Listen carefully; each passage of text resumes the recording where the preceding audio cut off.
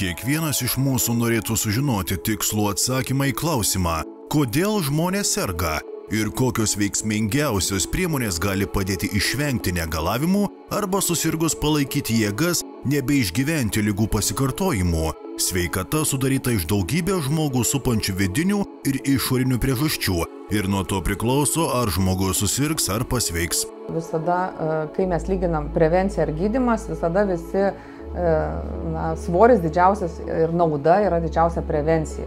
Kad tol, kol neįvyko, reikia valdyti situaciją, ar ne?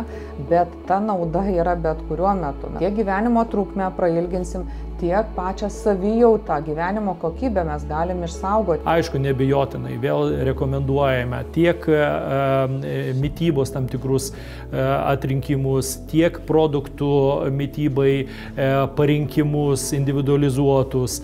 Nebijotinai, vitaminų terapija čia irgi vaidina didelį vaidmenį. Visi puikiai žinome, kad kaip dabar yra gaminamas maistas, kiek yra įdedama visokiausių pesticidų, nitratų, jau bijom kažką tai ir paimti. Tai vat ir yra tie maisto papildai. Kiekvieną dieną, taip kaip jūs maitinatės, jūs kartu arba nemaitinate, arba aktyvuojate vėžines ląsteles, arba jūs skatinate ir pritraukiate ligas, arba kaip tik jūs jas atitolinate. Ypatingai turėtų būti jūsų mityba fokusas, kad joje būtų polifenolių ir flavonoidų. Sveikas gyvenimo būdas kūnui suteikia naudą, valo organizmą. Štai fizinis krūvis padeda pagreitinti medžiagų apykaitą, limfos judėjimą, sustiprinti valomuosius procesus. Teisinga mityba su gausia ląsteliena išvalo žarnyną, vaisiai maitina ląsteles ir gerina nuotaiką, žalumynai išveda toksinus iš organizmo.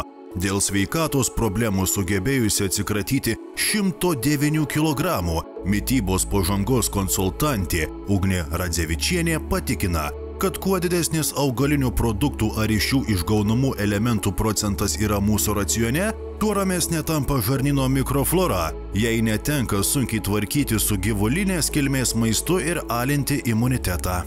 Aš asmeniškai nutariau normalizuoti kūno svorį dėl labai priežasčių rimtų, nes turint viršsvorį ir nutukimą, judėti yra labai sunku. Aš norėjau būti sveika. Ir aš supratau, žmogus turintis kritinį mąstymą, tu supranti, kad visą laiką taip nebus. Ir jeigu tavo mityba nepasikeis, tu jau turi rezultatą, kokį tu turi. Tai vadinasi, reikia pradėti nuo pokyčio ir pokytis duos kitą rezultatą, kas man ir atsitiko. Polifenolių ir flavonoidų. Tai šitie du dalykai, kur tikrai stipriai įtakoja jūsų ir imuninę sistemą. Nes taip kaip jūsų organizmas kovos, sakykime, su virusais arba infekcijom, ar ne, tai irgi labai yra prasmės, kokią aš turiu stiprią imuninę sistemą. O stiprinu ją taip, kaip aš maitinuosi. Vaistai jie tik tai tą lygą galbūt slopina, bet organizmas jam reikia daugiau. Su laiku ir mūsų organizmas reikalauja vieno ar kito maisto ar kažkokio tai papildo, kad veiktų mūsų organizmas tą linkme, kaip ir prieš tai. Tai vat vienas iš tokių papildų, man tiesiog visai atsitiktinai viena pažįstama pasakė, sako, kažką girdėjau naują apie tokį papildą. Pomite, galvoju pasidomėsiu internete, kas tai yra. Ir man patiko.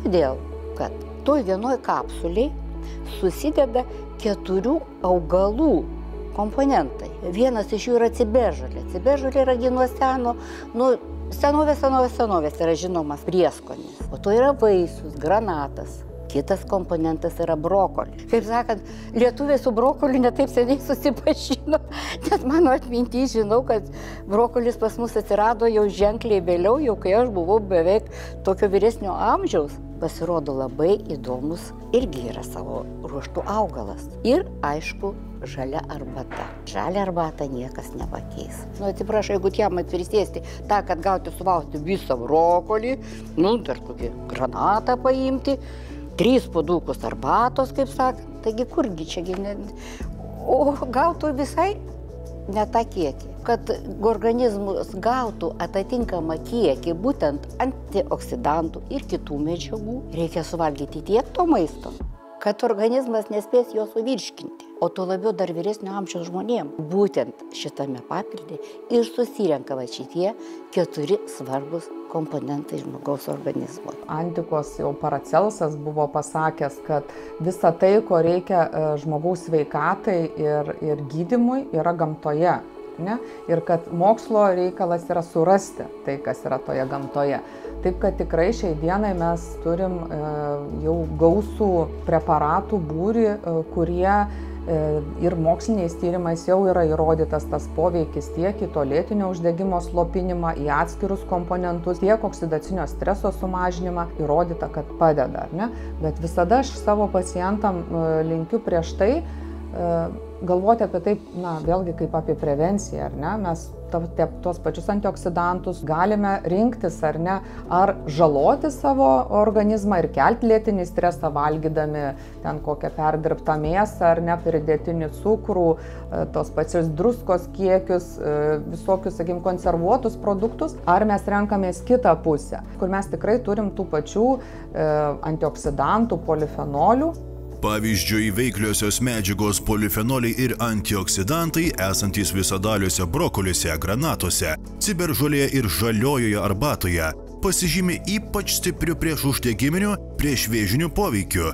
Didžiosios Britanijos mokslininkų sukurtas ir klinikiniais tyrimais patikrintas maisto papildas Pomité yra tikras antioksidacinis užtaisas, tinkamas bet kurio amžiaus žmogui, kurį galima vartoti ilgą laiką po 4 ir daugiau kapsulių. Tiek maiste mes galim naudoti tas medžiagas, kurios padeda mums kovojant su lėtiniu uždegimu, tiek papildomai įvairiuose papilduose. Gali būti tas variantas, kad mūsų pačių esanti irgi stebuklinga ta antioksidacinė sistema, jinai gali būti nepajėgi sukovoti su visa tai, ką mes jai duodam to darbo, ar ne?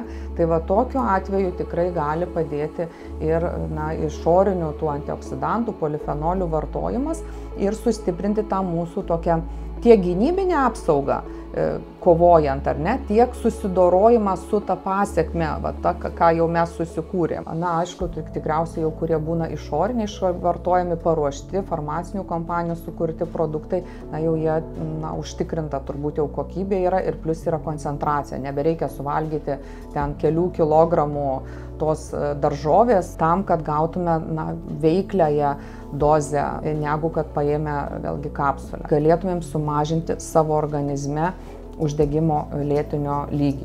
Tai tiesiog reikia to naudotis. Mes galime padėti savo, kad liga nesugrįžtų, neatsinaujintų. Pagrindinis turbūt yra tas dalykas, kad per ilgą laiką daug sunkaus maisto valgant ir mažai judant arba mažai aktyviai darbuojantis, didelė dalis organizmo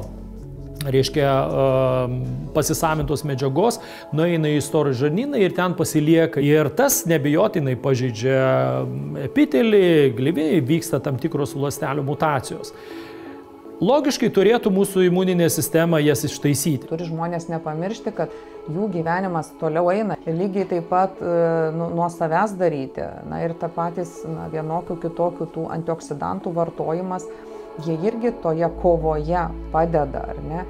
Ir tai visai pateisinama šitoj vietoj vartojimas ir yra tikimybė, kad sukovos abu ir iš gamtos gauti dalykai ir cheminiai dalykai, kad sukovos kartu ir ta liga atsitrauks. Tai yra įrodymų, kad tiek vienokie, tiek kitokie antioksidantai ar polifenoliai tikrai ir priešuždegiminis, ir priešvėžinis poveikis su visais įrodymais, su visais mechanizmais, tai kodėlgi jo nepasinaudoti ir galbūt toliau ramiai ir gerai gyventum, kad ilgiau arba visai nesugrįžtų tas blogis sprendimas mūsų ateičiai.